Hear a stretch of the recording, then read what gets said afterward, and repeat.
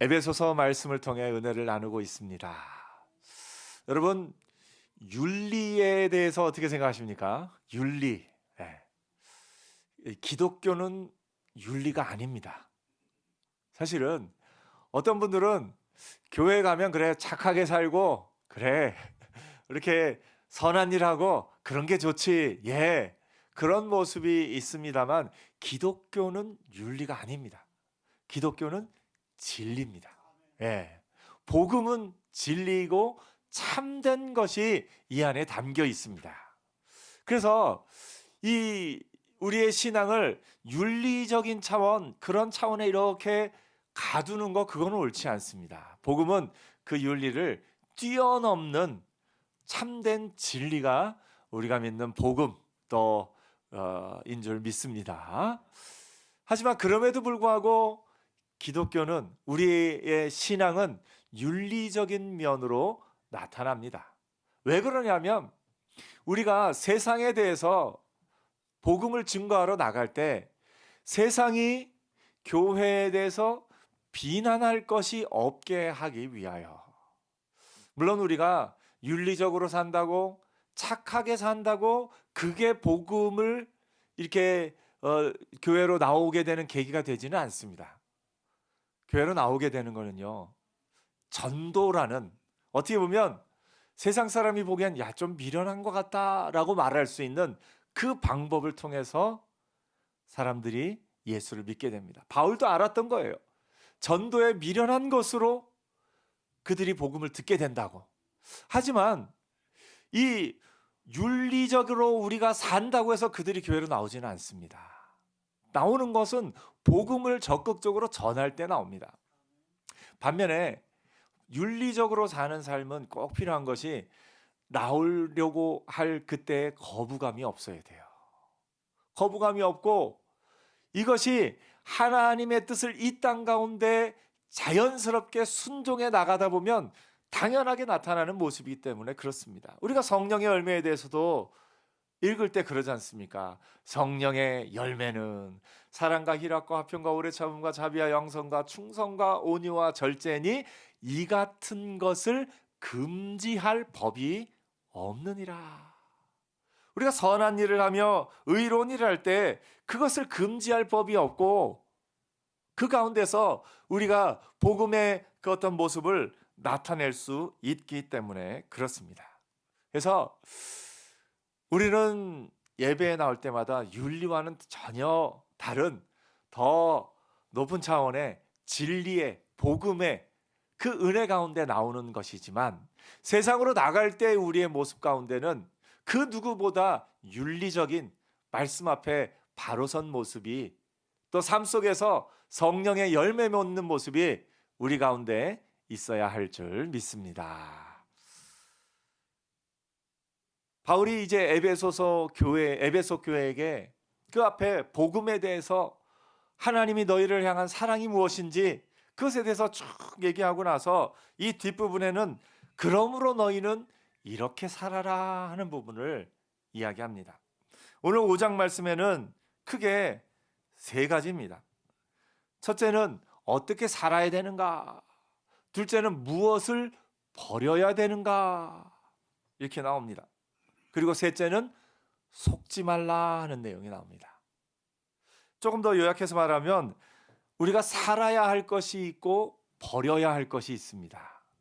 적극적으로 우리가 살아야 할 부분이 있고 우리가 과감하게 버려야 될 부분이 있습니다.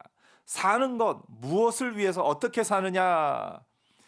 사랑을 받는 자녀같이 너희는 하나님을 본받는 자가 되고 그리스도께서 너희를 사랑하신 것 같이 너희도 사랑 가운데서 행하라. 어떻게 살아야 되느냐? 사랑 가운데서 행하라 말씀하고 있습니다. 우리가 무슨 일을 하든지 그 일 가운데 사랑이 담겨 있어야 돼요. 사랑이 담겨 있지 않으면 그 일은 아무 의미 없는 일이 될 수 있습니다. 우리가 자녀를 키울 때 사랑으로 먹이고 사랑으로 야단치고 또 우리가 어디 가서 무슨 일을 할 때건 우리의 마음 가운데 사랑이 담겨 있어야 된다라는 것을 오늘 바울이 알려주고 있습니다. 우리가 왜 사랑으로 행해야 되느냐? 하나님이 먼저 우리에게 그 사랑으로 행하셨기 때문에 그렇습니다.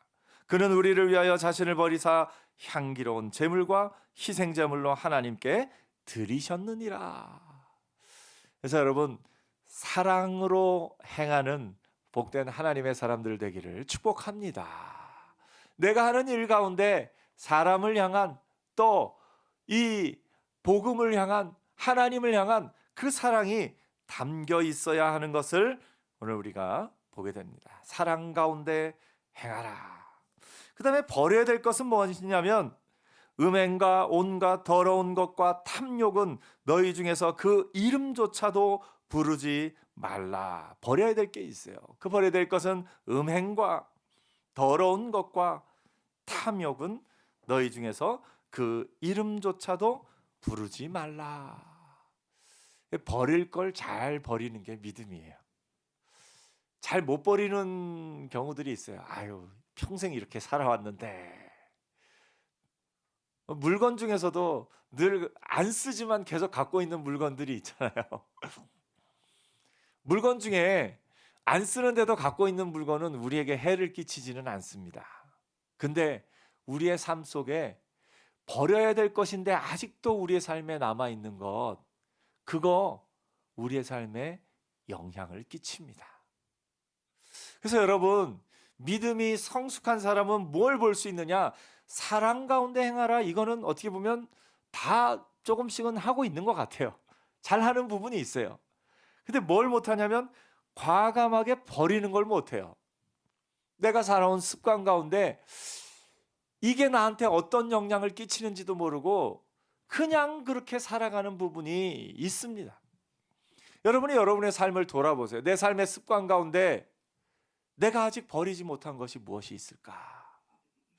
내가 이 과감하게 버리지 못한 것이 무엇이 있을까? 우리가 빛과 소금 얘기하는데, 빛은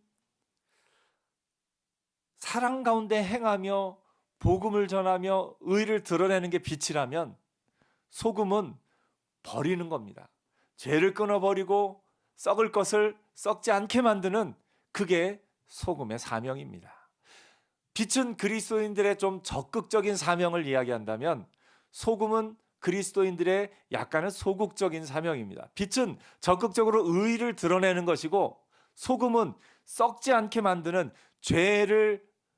죄로 인하여 썩어가는 그런 어떤 것들을 썩지 않게 만드는 그런 역할이 소금의 역할인 것을 보게 됩니다.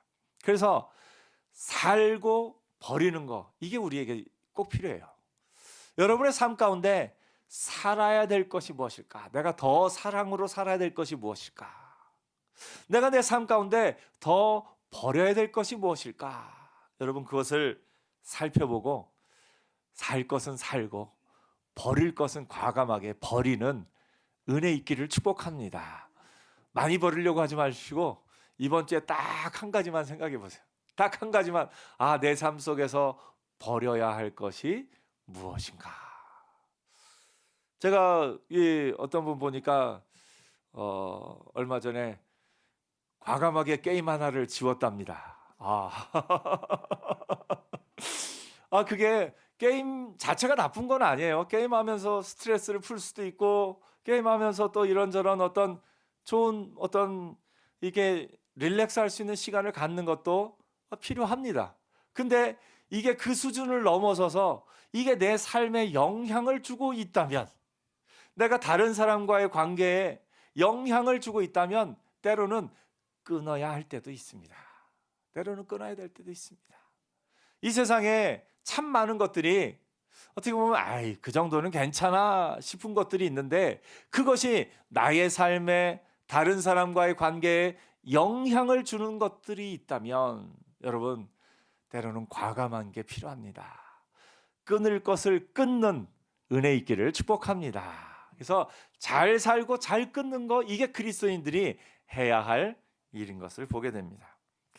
잘 사는 것과 잘 끊는 거, 이거는 여러분들이 많이 들었을 테니 그 다음 세 번째를 한번 더 얘기해 보겠습니다. 그 전에 살아야 될 것과 끊어야 될 것 중에서 우리의 말에도 그 부분이 있다라고 바울이 이야기합니다. 뭐라고 말하냐면 누추함과 어리석은 말이나 희롱의 말이 마땅치 아니하니 오히려 감사하는 말을 하라. 여기서 이제 누추함이라는 말은 이제 어떻게 보면 번역이 조금 어색하게 돼 있긴 한데 이제 영어 표현이나 다른 표현들을 보면은 조금 이렇게 뭐랄까 음란한 농담, 음담 패설 그런 것들을 좀 의미하기도 합니다. 그러니까 온갖 악한 말이죠. 음행 그 앞에서 이제 음행과 더러운 것과 탐욕에 해당하는 부분을 말로 봤을 때는 누추함과 어리석은 말이나 희롱의 말이 마땅치 아니하니 버려야 될 말이 있다는 거예요. 우리 말에도. 또 해야 될 말은 뭐예요? 감사의 말이 있다라는 겁니다. 여러분의 우리의 말 가운데서도 버려야 될 말이 있다면 과감하게 버리는 은혜 있기를 축복합니다. 에이, 이 정도는 괜찮겠지. 부부간에도요. 이 정도는 괜찮겠지 하고 툭툭 던지는 말이 있는데 그 말들이 쌓이면 그것이 상처가 되고 그 말들이 쌓이면 그 관계에 어려움이 생기는 것을 보게 됩니다. 평생 동안 그렇게 말하면서 살아와서 이젠 괜찮아요. 아니요, 안 괜찮습니다.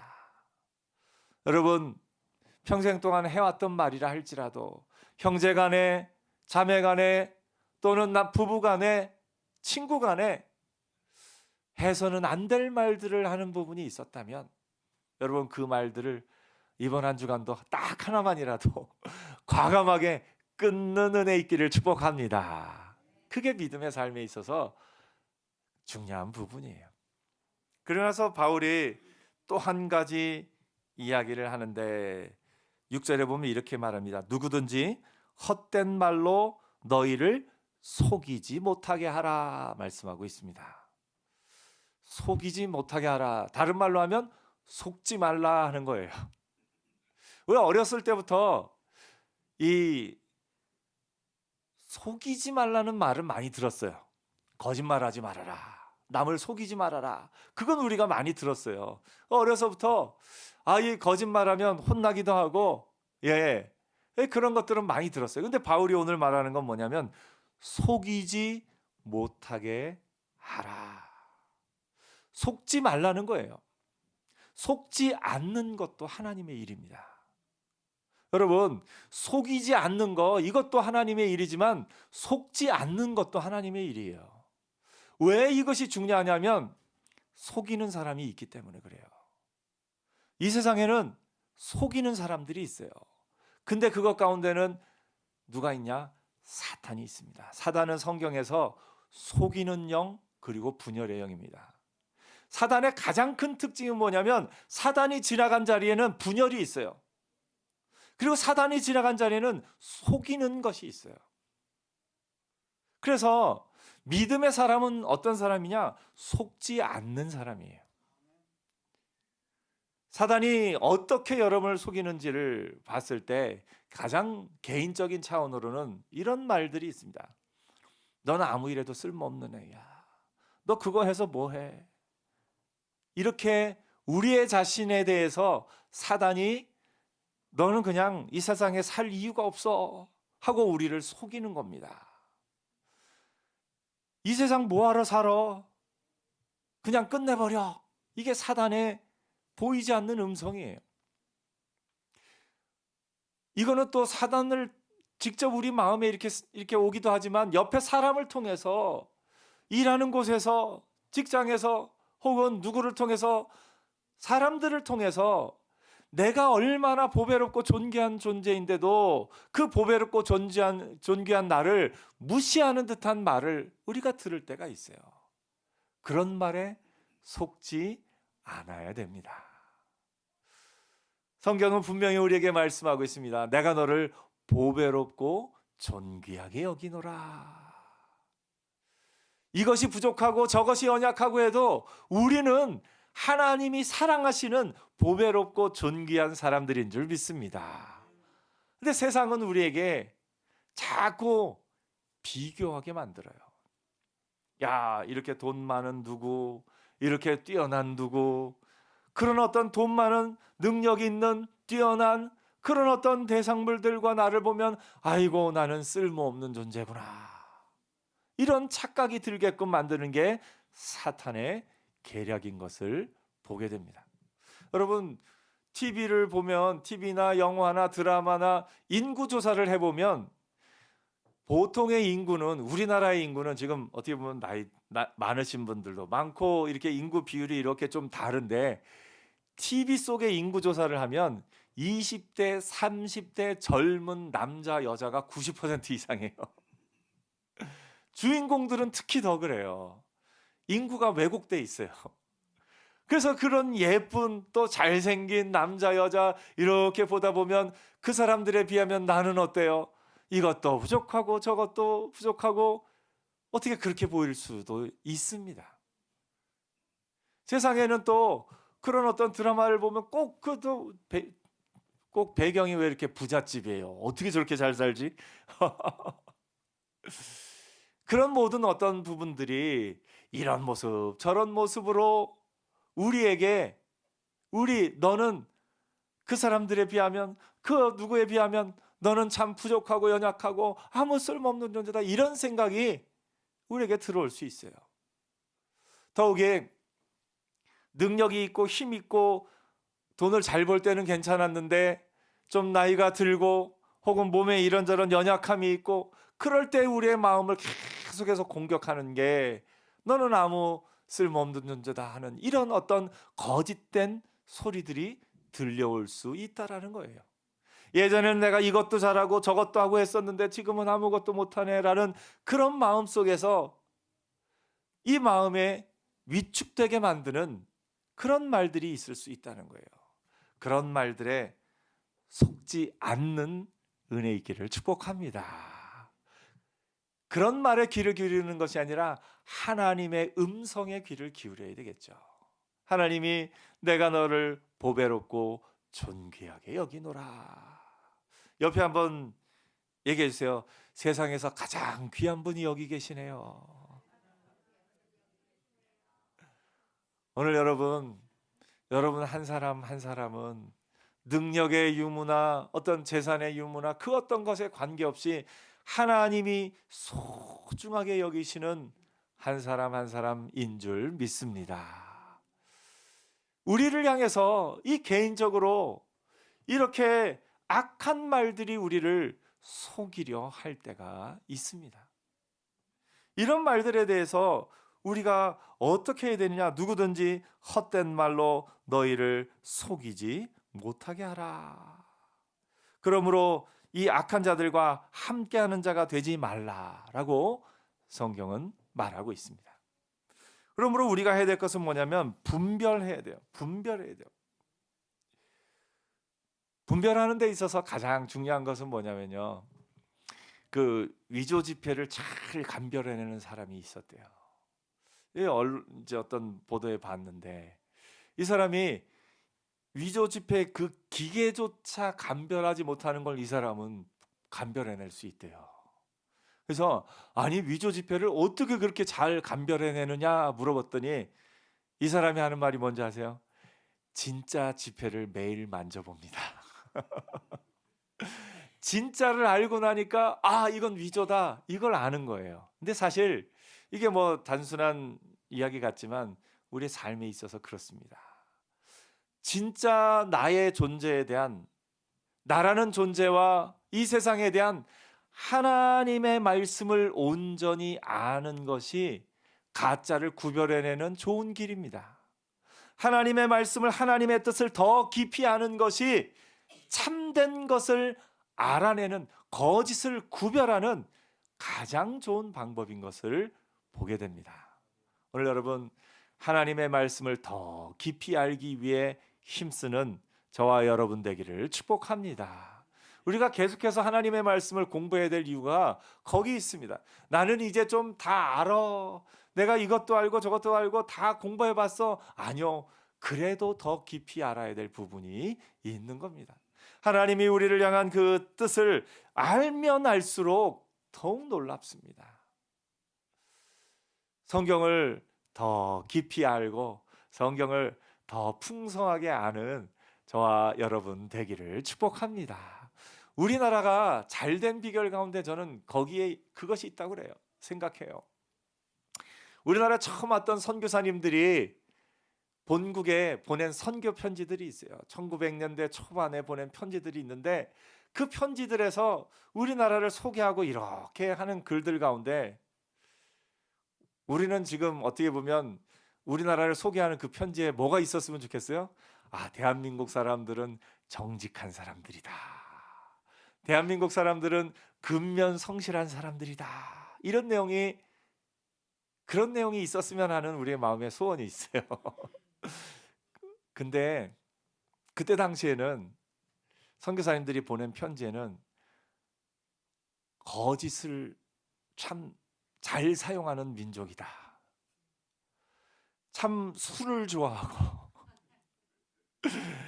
그런 내용들이 이렇게 사실대로 기록되어 있습니다. 우리나라 최초의 목사님이셨던 길선주 장로님이요. 평양 대붕 집회 때 그 성령의 은혜를 받고 나서 그분이 처음 한 게 뭐냐면 공개적으로 회개를 했어요. 그분이 그나마 믿음 좋고 이렇게 잘 배우고 장로님이셨는데 아직 목사가 되기 전이었는데 회개를 한 게 뭐냐면 친구가 세상을 떠나면서 친구 자녀들 돌보라고 쌀 4가마니를 주고 갔는데 그걸 그냥 자기가 다 먹었다는 거예요. 그러면서 그 친구 자녀들을 돌보지 않은 자기 자신을 회개하며 근데 이런 회개를 할 때에 그로부터 수많은 사람들이 자기의 죄를 다 하나님 앞에 내어놓으면서 평양 대붕 운동이 시작되었다라고 역사는 기록하고 있습니다. 우리 민족 자체가 정직하거나 근면 성실하거나 그런 부분이 원래부터 있어서 지금까지 잘 된 것은 아니었어요. 우리 민족이 하나님의 말씀을 듣고 그 말씀의 은혜 가운데 살았기 때문에 지금의 우리 민족이 된 줄 믿습니다. 그 선교사님의 편지 가운데 감동받았던 한 구절이 있어요. 그 선교사님들의 편지 가운데 대한민국 사람을 뭐라고 표현했느냐 딱 한 줄이 있는데 바이블 러빙 피플이다. 성경을 사랑하는 민족이다. 세계 유래가 드물게 선교사님이 오기 전에 성경이 먼저 들어온 민족이에요. 우리나라 땅 가운데는 선교사님이 이 땅에 들어오기 전에 그 전에 성경이 먼저 들어옵니다. 그러므로 말미암아 그 성경이 먼저 전해졌고 그 성경의 뜻을 알기 위해서 이게 무슨 뜻인가? 처음에 선교사님들이 왔을 때 이 뜻을 배우기 위해서 저 평양에서 그 부흥 집회가 있을 때 저 목포에서부터 그 겨울에 짐 싸들고 올라가서 성경을 배웠다는 기록도 있습니다. 여러분, 하나님의 뜻을 더 깊이 아는 것이 참된 진리를 알아가는 것이 거짓을 분별하고 속지 않게 되는 은혜가 있는 줄 믿습니다. 그래서 교회에서 저는 이단에 대해서 굳이 안 가르치고 싶습니다. 이게 왜 이단인가 그것에 대해서 좀 어떤 면에서는 좀 이런 것은 이단이다라는 게 가르칠 필요도 있겠지만 가능하면 진짜 복음이 뭔지 하나님이 진짜 기뻐하시는 것이 뭔지 성경이 무엇인지 그 복음에 대해서 다 교회들이 잘 가르치면 이단을 딱 보면 분별할 수 있는 그런 은혜가 있었으면 좋겠어요. 이제 이론적으로는 그렇지만 현실적으로는 그게 또 쉽지 않은 부분도 있기 때문에 이단에 대해서도 때로는 이렇게 알려줘야 되고 할 부분도 있는 걸 보긴 합니다. 아무튼 복음을 온전하게 아는 것, 참 진리가 무엇인지를 아는 것, 그것이 속지 않는 길임을 알고 하나님의 뜻을 더 깊이 아는 자로 사는 저와 여러분 되기를 축복합니다. 그 가장 기본이 뭐예요? 나는 보배롭고 존귀한 사람이다. 나는 하나님이 사랑하시는 사람이다. 나는 하나님의 앞에 꼭 필요한 사람이다. 나는 하나님의 능력을, 하나님의 뜻을 이 땅 가운데 이룰 하나님의 백성이다 하는 것을 아는 겁니다. 내가 힘이 좀 연약하고 부족할지라도, 내가 뭘 잘 모르거나 내가 이런저런 것이 부족하다 할지라도 그냥 내가 하나님 앞에 온전히 서 있는 것만으로도 하나님은 나를 통해 하나님의 역사를 이 땅 가운데 이루실 줄 믿습니다. 그것이 속지 않는 길입니다. 오늘 여러분, 사랑 가운데 행하는 하나님의 사람들 되기를 축복합니다. 버려야 될 것을 잘 버리는 믿음의 사람들 되기를 축복합니다. 더 나아가서 복음의 참된 진리를 온전히 알아서 사단이 우리를 속이려 하는 그 어떤 말에도 속지 않는 믿음의 사람들 되기를 축복합니다. 기도하겠습니다.